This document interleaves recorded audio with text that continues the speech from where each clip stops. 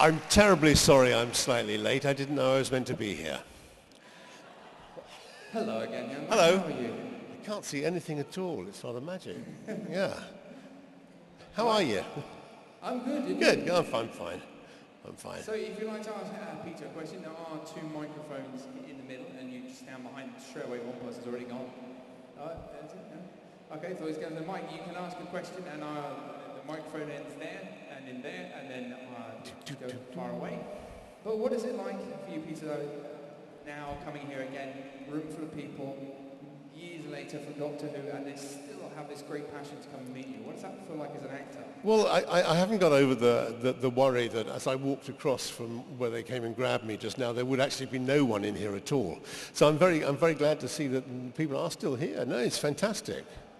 People ask me if it's nice coming along to these things, but people come up and they say, "Oh, we love you. You know, you were my Doctor," or sometimes my second favourite, sometimes my third favourite. I've not actually had anyone that said I'm like your 12th. I'm their 12th favourite yet, but I'm still waiting. But it's very nice because people, you know, they love the series and they generally speaking love you in it, and it's not really that much like hard work to hear that. So it's great. And it must be nice because as an actor that you can never guarantee that you're going to get one role, let alone 2 or 3 roles where people are going to remember that body of work. So that must be kind of rewarding in itself. Yes, it always is. You never get over it. I always thought when I was starting out that once was lucky enough to become established, I wouldn't have to worry about where the next job is coming from. But you still do it. You know, you still do it. And we have a first question, so we're not leaving standing there for too long. Hello. Hello. Who is your favourite Doctor? My favourite Doctor. Well, I'm slightly torn on this one. Because my favourite Doctor, you know, I guess my Doctor, shall we say, would be Patrick Troughton. Because nice round for Patrick. Because he was the Doctor I watched. I watched William Hartnell, and I loved William Hartnell. And I remember when it was announced that he was leaving, I couldn't imagine it carrying on. No one had thought of the idea of regeneration at that point. They really only did it because the series was a big success and they wanted someone, you know, to carry it on. But I remember sitting down to watch Patrick's first episode, determined to hate him. And by the end of it, he'd won me over completely. So in a way, he had the most difficult job because no one knew about regeneration at that point, and it was a big thing to cope with. But he seemed to create a wonderful Doctor that I, in some way, tried to emulate. I guess I have a certain fondness for David Tennant as well, who I thought did a fine job, not only in the part, but in taking my daughter off my hands as well. So, yeah, he was very good as well. Thank you. Thank you. I have a question for the gentleman on the lighting man's left. What's your favourite villain? My favourite villain? Well, I guess if you're talking about the sort of monsters, it would be Cybermen. I just had a thing about them. I thought they were creepy, scary as hell. When I became an actor, and you know, sometimes when you're acting, you suffer from fits of the giggles, which is brought on partly by nervousness. For many years, when I started out, I would cure myself of those giggles by remembering a scene, a Cyberman scene from Doctor Who, which so terrified me when it went out that it would immediately stop me laughing. I know that the Daleks are traditionally the Doctor Who classic enemy, and I love them too, but if you had to ask me which is my favourite, I would say the Cybermen. Thank you. Hi, Peter. Hi. You and your son-in-law are my equal favourite Doctors. I was just wondering what your favourite episode to film was. Of mine to film? Favourite episode to film? That's again a difficult one. You see, ironically, one of the most fun episodes to film was, in my way of thinking, one of the worst, which was Time Flight.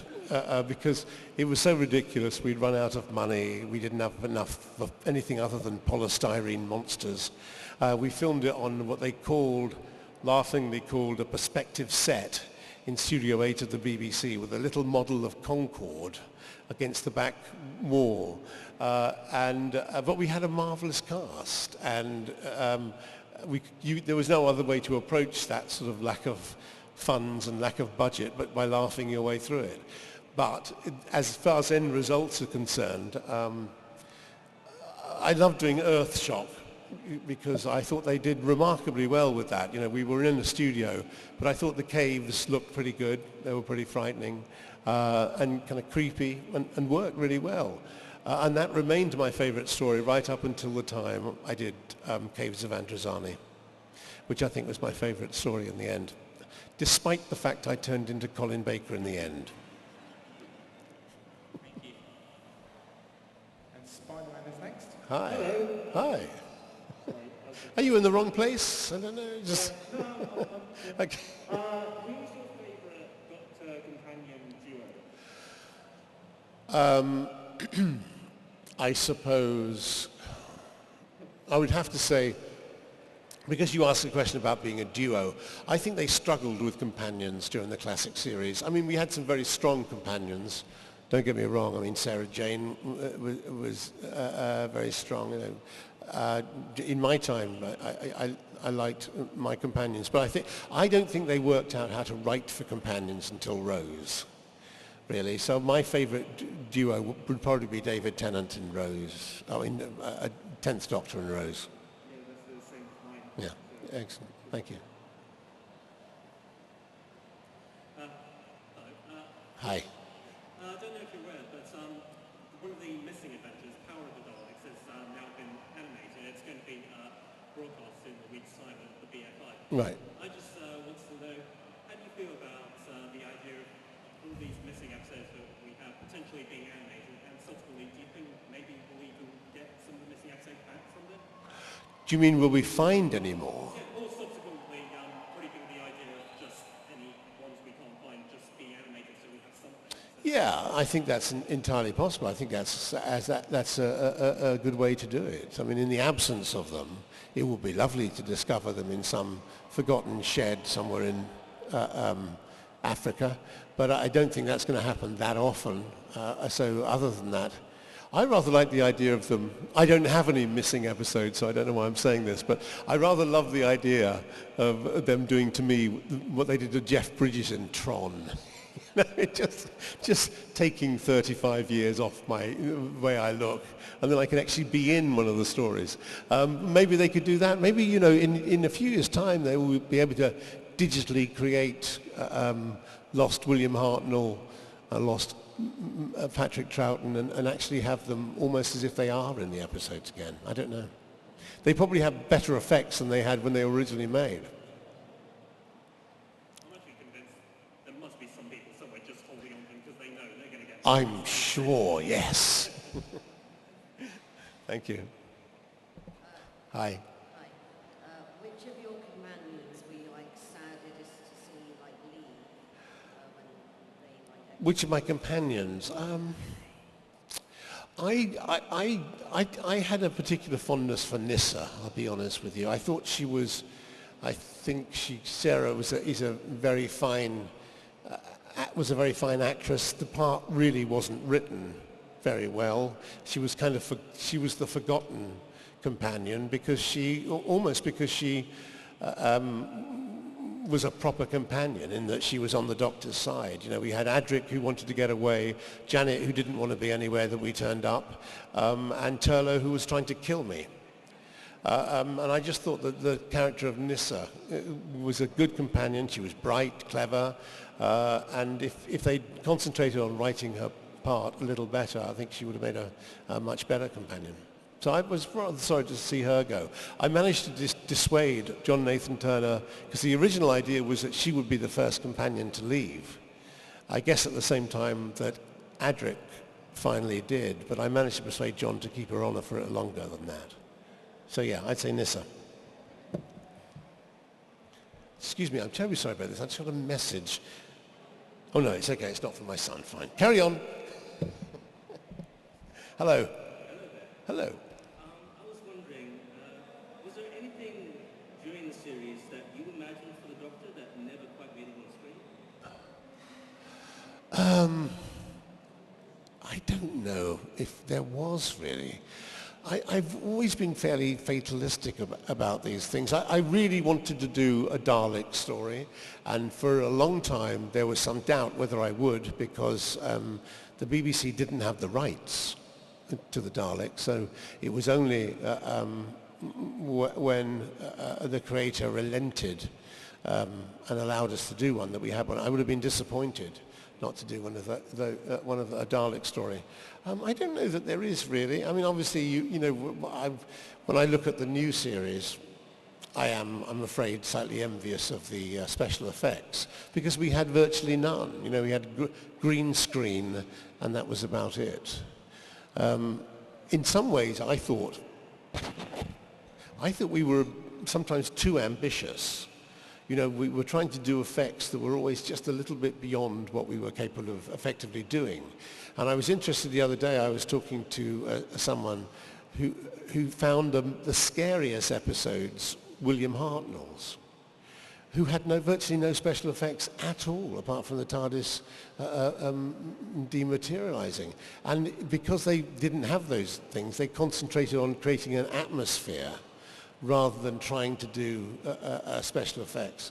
So maybe I think there were times when I thought we're trying too hard, actually, oddly. But no, generally speaking, I was happy to do whatever was given to me. I wasn't given much opportunity to have any input anyways. Thank you. Thank you. And you mentioned they're creating an atmosphere. So what's it like them coming back and doing the big finish audios? Because again, all you've now got is no sets, it's just your voices and potentially some sound effects and a bit of music. So what's it like to come back and do those, and how do you kind of make sure there's still some atmosphere? It would be a very comical experience for people to actually see a film of us doing the big finish productions, because you do act it out. I mean, you have the paper in front of you, but and we do it in these separated booths, but you can see all the other actors. And sometimes I just watch them through the booths as they're doing their lines, and they're going through every kind of, they're dying, rather than just go, ah, they're kind of going, ah. So we perform it, really, and I'm sure I'm more embarrassing than anyone else. You don't miss it because it's in your head. Sometimes when I'm doing a big finish thing, and I think there's something not quite right, the only way I can explain it to the director is to think of it as a shot. And I will say, if I come in here, I am standing by the door and then standing over by, not the console room, but over by a control center, and then I slowly walk across to them. How can we convey that as a visual shot? So when I do it, I'm still 29, and imagining it in my head, me sprightly running down corridors. Question over there, please. Hello. Hello. You were saying earlier about the special effects and how they weren't very sort of good back then. So what was the most difficult of the sort of villains, sort of costumes and things like that to work with? Well, we did when we did the Visitation, we used to rehearse them for 10 days. And some of those confrontations between me and the chief pteroleptal were quite good little scenes, and we rehearsed them, rather intently. Michael Melia and myself, who played the pteroleptal. But of course, when you get into the studio, he's suddenly inside a giant rubber suit, and all you can see is his eyes. And so that you couldn't see that he was human, they painted black around his eyes, so you actually couldn't see him. I could see him just about. And the poor Michael was so hot in that costume that in the course of filming it, it dripped down the entire length of his body, and he showed me his socks, which were black, because the stuff had just dripped all the way down. It was difficult. Also, quite often, because of green screen, you'd be acting with somebody who was actually over the other side of the studio. So they just simply weren't there. I mean, I suppose those problems happen today, you know, with special effects. It's a whole new skill that actors have had to acquire of acting with things you can't see. And it's quite an art, and we've got much better at it. You know, you think of, I was thinking of Roger Rabbit, you know, with Bob Hoskins, where he was acting basically with a cartoon. And most of the time it works, but there are times when you can see that he quite clearly isn't looking in the right place, or his focus isn't quite right. And then you compare it, what's the other thing Ted. I was watching Ted too the other day, where it's amazing that you somehow do acquire this skill to place it's a bit like doing the radio thing. You know, you just imagine that the character is there sitting on a sofa 1.5 feet away from you, and the scenes work. So I think it's a skill we acquire.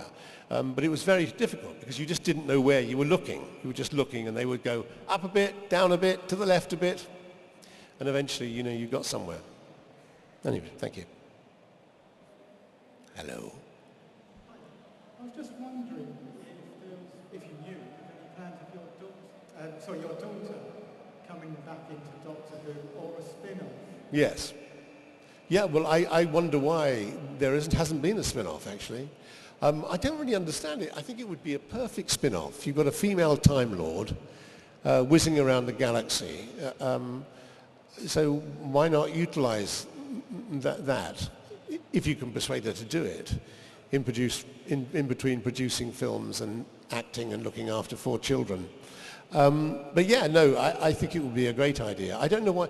I thought that was the plan, because originally, in the original writing of that episode, The Doctor's Daughter, she died at the end of that episode, and I believe what happened was Stephen Moffat sent a memo to Russell, because he knew he was taking over the stewardship of the program at that point. It was quite early, but he knew. And said, don't kill her off. So she was, I assume that meant she'd been saved for a reason, but they haven't as yet brought her back. Maybe when Chris Chibnall takes over, they will. Thank you. Thank you. Okay, we've got time for one more question, so if you would like to approach the mic, we can go from there. But in the meantime, the Five-ish Doctors reboots. What's that? Oh, yes. Oh, me. You're talking to me. Sorry. The Five-ish Doctors reboot. Yes! So that had a fantastic response, and you're the man we have to thank for that, so thank you. Would you ever do it again? Would you ever try and do Listen, I'd love to do it again, but I would not do it unless I came up with an idea that I thought could be at least as good as that would work as well as that, or better. Because there's no point to me in doing something that would be half-hearted. It's also the slight problem of persuading everyone to contribute for no money at all. I've been told I could crowdfund it, but I don't know. I'd love to do it. It was amazingly hard work, but I enjoyed every second of it. But I just I'm still waiting. Maybe I should actually sit down and concentrate on it, coming up with an idea that's good enough. That's all. Maybe have it that the Doctors will try to vie to play the next Doctor in a Doctor Who movie. Yeah, maybe so. There's all sorts of things I could do, actually, but I just need to spend some time seeing if it's at all possible. But I am hesitant because it kind of worked because we were trying to keep so many balls in the air at the same time, and we were sort of I was being inspired, if you like, by the way that we were putting it all together at the last minute. And I suddenly found myself directing this thing as well as writing it. And that all helped in the kind of creative process. I'm just wary of doing something that's second rate after that, that's all, because I think it went down amazingly well, and I'm extremely gratified that it did. It was a truly awesome thing to see. And we have time for one more question, which is from this gentleman. Yeah. Hi. Are there any particular villains you'd like to see return? Villains? You know, I'll be really honest with you. I mean, I'm not really enough up on the villains that we've had. Really. I mean, I loved the Silence that's been on recently. Do you mean villains from my time or the classic era? Yeah, I don't know. I can't bring to mind enough of them. I think I'd like to see a modern version of the pteroleptals, actually, rather than just the giant rubber-suited creatures that we had, because they obviously were an enemy known to the Doctor, and I think they could do with an upgrading. That would be good. Well, ladies and gentlemen, please give a massive round of applause to the brilliant Mr. Peter Davison. Thank you. And Peter will be in the signing areas this weekend, so don't forget to pop on by and say hello. I will be sitting at the autograph table, and I do have copies of my book. My book, yeah, please don't make me take them all home again. Anyway, nice to see you. Bye-bye.